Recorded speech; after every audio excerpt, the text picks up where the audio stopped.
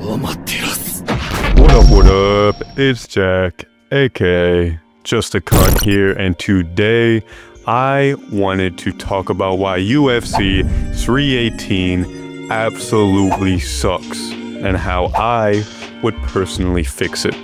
Now, in my opinion, what makes a card fun are generally four things: matchups, title fights, storylines, and ranked fighters. Now, some of these kind of blend into each other, but in general, having fun, interesting matchups, some sort of title fights, some storylines, or at the bare minimum, some ranked fighters. Now, you do not need all of these to make a card. Now, to have the best card of all time, like a UFC 300, 299, you are going to want these four things. Now, what makes a bad card? Boring fights. Fights that are just uninteresting. No seam. Now, I think this is underrated. I think a lot of the best cards, whether intentionally or unintentionally, have some sort of seam. For example, when Oliveira fought Islam Makhachev, while the card didn't necessarily live up to expectations, some of the fights were kind of boring or disappointing, it still had a theme of undefeated fighters, Dagestan or Russia versus Brazil. They had a lot of different fights, up-and-comers versus prospects. You know, Peter Yan, the former champion, taking on an up-and-comer Sean O'Malley. Bilal Muhammad, the veteran fighter, taking on Charles Oliveira, champion, taking on Islam, who just really beat Bobby Green before that. Or Bobby Green or Dan Hooker, I forget exactly, but I'm pretty sure it was Bobby Green. But something like that, lack of prospects, less of exciting things to get people invested that are going to make them remember, or lack of competition. Some fights are very boring to where, say, for example, Jacoby Smith last weekend, he did take on an interesting fighter. He took on a Can. And while that can be fun, a lot of times you do not want to mix and match too much, right? Like, you shouldn't just have one-sided fights. You want to have some fights that are interesting and go either way, such as Renato Moicano versus Beneil Dariush. I know it ended up being in Beneil's favor, but before that fight, that was an interesting matchup that didn't clearly have a winner that could go either way. Now, when looking at this card, Max Holloway versus Dustin Poirier. Now, I get this is a card for Poirier, this is a card for Louisiana, this is a send-off card. You want Dustin Poirier and Max Holloway to some extent to be the main focus, which is fine. Now, how often does this happen? Not that much. Now, I do think this is better than another, I guess, template of this type of card, which is a non-title fight being headlined by two, popular fighters, such as Jorge Masvidal versus Colby Covington, and that card fucking sucked. This card, arguably a little bit worse. Pretty comparable, but, the lack of title fight already makes this card a hit, or already takes a hit off this card. It's not needed, but when you're crossing it off, at the end you're going to want matchups, you're going to want storylines, you're going to want ranked fighters.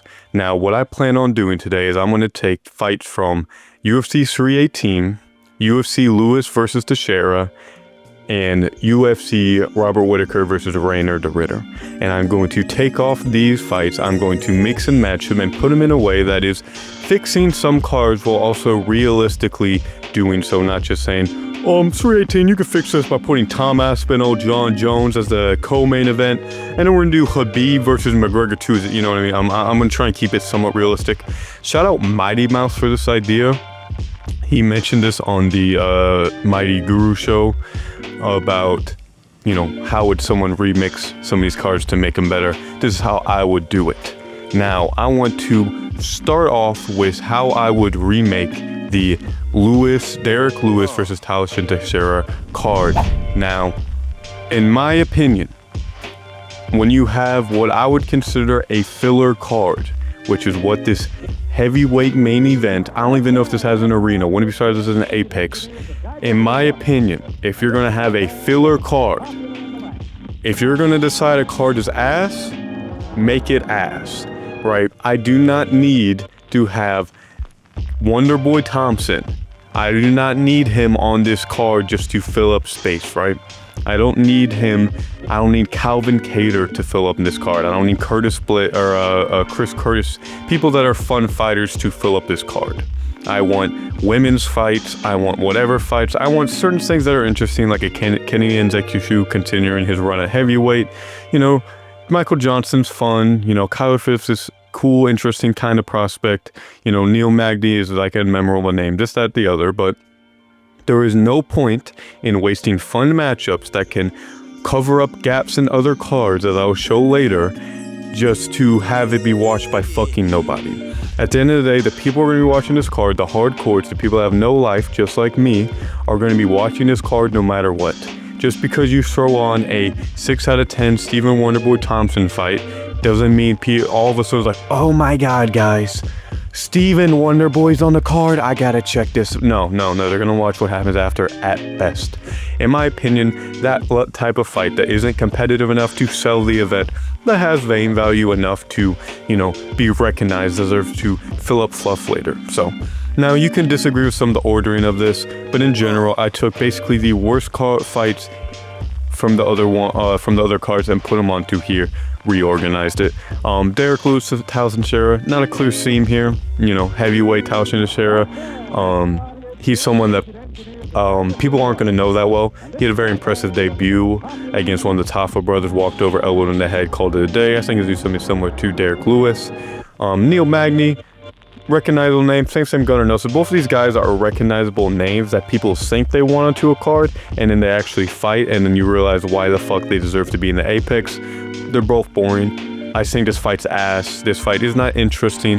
It makes sense, not interesting. Kyle Phillips. He's someone that was I remember him being a prospect back in the day, and then he lost to the one guy that O'Malley knocked out, was like the body shot, headshot, that one Brazilian guy that like was kind of a robbery, but his momentum's kind of fallen off a decent bit off that. He's still interesting. He's still a fun fighter, but he's not someone I feel like needs to, you know, take up a different spot. Same thing with Jimmy Crute, same type of thing. Someone that was coming up that was kind of interesting in light heavyweight. Got I'm pretty sure it was Dr. Stoppage from Anthony Smith. I don't know, that's kind of weird how you consider it. Dr. Stoppage, injury, TKO, whatever you call it. He got finished by Anthony Smith, so, you know. Michael Johnson, same thing. He's a fun guy who's been getting a lot of knockouts recently. Was on the Tampa card, was on, I forgot where else. He had another KO before that as well, but he came off a really good KO from the Tampa card.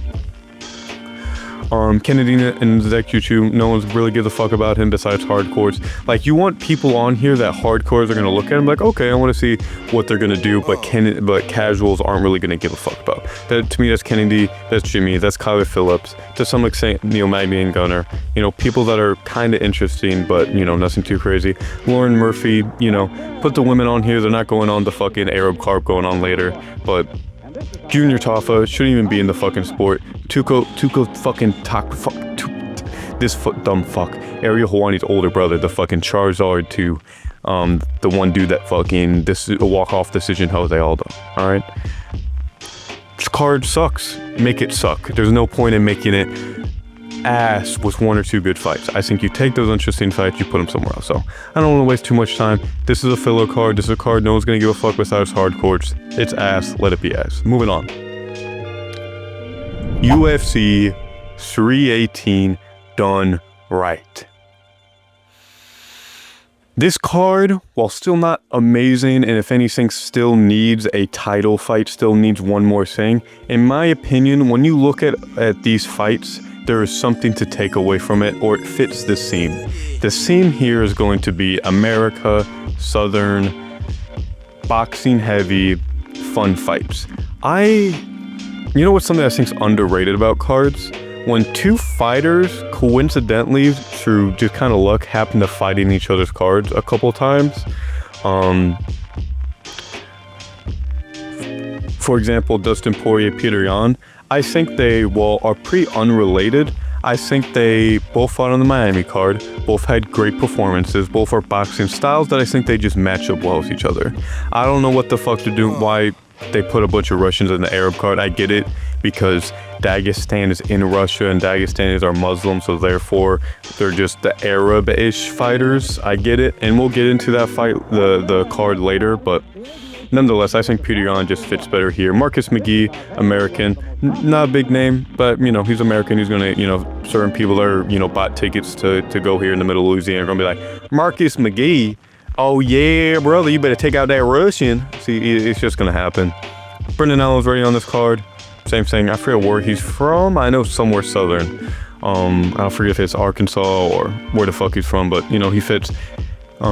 Stephen Thompson, South Carolina, one of the Carolinas. Same thing. All of these guys should be on this card. Stephen Thompson's going to get a pop in this type of crowd. You want him to be on this type of Louisiana. It's going to sell out because people, they don't usually go to Louisiana. So when, people see they're going to sell out, they're going to have that. Put him on this card. He should be here. I don't know why is fighting on the Derek Lewis card. No one's going to give a fuck about this. May be his last fight. If he gets knocked out really bad, I don't know how many times Stephen Thompson's just going to get knocked out and be okay with it. So, main card, Robert Whitaker, Rainer de Ridder. It doesn't make fuck all sense in the middle, in the fucking United or Arab, whatever the fuck it's called. Doesn't make sense there. I think Robert Whitaker, he's a fan favorite. If you're not going to put him on Australia card, he doesn't need to be there. That card's fine. Evloev versus Aaron Pico, spoiler alert, is a perfectly fine main event and makes more sense. Robert Whitaker, Rainer de Ridder. This is a very competitive matchup. In my opinion, Whitaker stylistically has the edge, but in terms of the momentum of their career right now, I wouldn't be sorry if Rainer de Ridder wins. I think pretty much all of these fights, Marvin Vettori, Brendan Allen, one of those things where, while it's not a crazy matchup, they're both name value and it is competitive. Stephen Thompson has that name value. People may recommend the Bond Firm brothers. They had a little bit of a run back when Jamal Hill was champ. So, has some little names there. It's probably, he might get a good impressive finish with a submission or something like that. Anyway, I think this main card, while not incredible, I think you can take away something from here and it makes sense. You can even maybe organize it. Maybe you want to put Bryce Mitchell in there instead of Stephen Thompson, Nonetheless, moving down to the prelims. Also, I kept each one of these cards to the original lengths they're at. So I'm pretty sure the Lewis and 318 are both 11-12 fights. Main thing is the Evloev card is going to be 8 fights. Now they may have more fights onto it later, but I don't think it's going to change too much. I doubt they're going to put any super big banger fights on. Nonetheless, Bryce Mitchell, self-explanatory. Self-explanatory. If you list, he literally, why would he not be on the Louisiana card? All right, there's not a lot of country cards out there. I know Bryce Mitchell has low stock right now, but he's not going to have low stock there, all right? That brother can come on there, hail Hitler, hail Trump, all in the same sentence. You're going to get a crowd. Doesn't matter what they say. They're going to hear him say anything whatsoever, beat the shit out of a Russian. I think he's going to lose, and then call it a day. I think it's clear. I think he should be on here. Yeah, headliner of the prelims. You can put him on the main card too on the start. I wouldn't mind there, but I think he should take a center spot just because he probably is the most fitting besides Poirier. He's the most relatable to the crowd. Moving down, Dan Ige, Patricio Pitbull. Fits that boxing style. Both of these guys are boxers. It's a competitive matchup that I think is interesting because unlike Yair, who's very long, is going to use kicks, I think Danny is going to play into Pitbull's game more. I think it's going to be more fun on there. Can be some more knockdowns, going to have more boxing exchanges. A lot of these fights, I wanted boxers to be on to here. I want this to be not only for Louisiana because they're going to be more striking focused, but also Poirier boxer, Holloway boxer, Whitaker kind of a boxer. You can kind of argue it. Peter Yan boxer. Vettori's low-key kind of a shit-ass boxer. Stephen Thompson, kickboxer. None of these fucks. Danny Ige, boxer. And you'll see down the card that I try to focus on that. Calvin Kattar, boxer. All these guys, I think, when in doubt, if they're American and they box, put them on this card. Makes sense. And these names just make sense. People are going to see Patricio Pitbull and going to recognize it. People are going to see Bryce Mitchell going to recognize it. People are going to see Calvin Kattar recognize it. Nate Landwehr, same thing. I don't know exactly where the South he's from, but he's one of the most fucking hillbilly cunts I've ever seen. He just makes sense on this card. And when he's someone that people aren't going to recognize, Guru has mentioned this before, if you don't have enough name value to fill up a card, then put fun fighters. Nate Landwehr is always fun. He's always going to go in there and brawl. He's going to get a pop in the crowd. He's going to get them going. He's going to set off the card right. Chris Curtis, I think, is an underrated fun fighter. Max Griffin is ass, but Chris Curtis, I think he's a fun fighter. I think he can look very technical. I think he can look very skilled. I think he is someone that can make fights fun, even though he's not like a super great fighter. He's not a great personality. But same thing, he's a boxer, that Philly shell style. I think he's going to do good. Jake Mashu's hit or miss. You know, we're kind of getting to the end of the card. People may recognize them. He has some good moments. He always has that Fialo win that people can look back on that you play highlights of. I don't expect it to be too crazy, but you know, kind of something just to fill in. Just you could put this on the Derek Lewis card, but to me it made sense. Vitor Petrino versus Austin Lane. I saw it was Austin Lane. KO probably happens. They're both kind of chinny. Vitor Petrino got knocked out cold by Justin Jacoby. He's kind of fun. He has a cool walkout music where it's like a Brazilian funk edit where it's like him winning and then like announcing, and then, you know, it's pretty cool. I think it's interesting. You could probably move this around to these two, but I think all the other ones, they make sense. They fit the theme of boxing, country, fun matchups, interesting. I think since we're not going to have any crazy title fights or any crazy matchups, I think it's good to fill them up with these fun southern boxing country fights. Moving on. Evloev versus Aaron Pico. Now, in my opinion, this card, I basically gutted this whole card, and it's still better than 99% of fight nights. I know why they stacked this card. They're getting paid more to do it. Oil money talks. It makes sense. Now, the main thing on this card, the main teams are going to be Russians, and that's really it. To me, that's really all a fight night needs. A fight night compared to a pay-per-view doesn't need as much. A fight night needs 3 interesting matchups. Probably 2 is fine to get away with most of the time nowadays, but Movsar Evloev, Aaron Pico. This is a arguably #1 contendership fight. Movsar Evloev deserves a title shot, and you need to, I hate that they put him as a co-main, because nobody knows who Evloev is, and if he's someone that's most likely going to be fighting for the belt next, because whether you like it or not, he is arguably the best fighter in this division besides the champion. He's better than everyone else, arguably besides maybe Gene Silva. He's going to be fighting for the belt soon. I know he's not a popular fighter, but you should at least try advertise him a little bit. Make him at least someone that people, you know, respect, or, you know, people can like rally behind. Give him some sort of media attention. But if he wins this fight and gets a title shot, and they're doing all the promotion for Whitaker and Rainer de Ridder, no one's going to care about this fight. No one's going to care about your next title contender. Volkanovski, while yes, a star, he isn't so big that you can throw anyone at him and people are going to care. I think that for this fight, you want Movsar to be more popular. You want him to get that more media attention. At least have people in the Middle East rally behind him that are going to be watching this live, or, you know, during that time. Aaron Pico, someone who's fun, but he's someone that, like, he's as big as a name. He's a big name if he wins. So if this upset happens in the co-main event, no one's going to care. But if you build up Movsar Evloev as this undefeated Russian fighter that no one wants to fight, everyone's stuck in, everyone ran away from, Aaron Pico potentially getting the upset just means that much more. Anyway, Paulo Costa, Roman Kopylov. Paulo Costa has this thing where he gets into beef with a lot of Russian fighters. Hamza, he's fighting Kopylov. He's fun, he's entertaining. He's someone that I feel like where Roman Kopylov doesn't do too much to advertise himself, Paulo Costa can make this fight interesting and be the enemy in this role. You know, the Russians are going to be the people that root for, and Paulo Costa is a good villain for that. And this is a fun fight. This is a fun stylistically fight that doesn't need to be in UFC 318, which I believe it's originally scheduled for. It doesn't need to be there. So in my opinion, Roman Kopylov, Paulo Costa just makes more sense here. You could maybe put Ikram Lisko in a co-main, but I feel like Paulo Costa's name value can bring it up a little bit, and it's going to bring more attention here.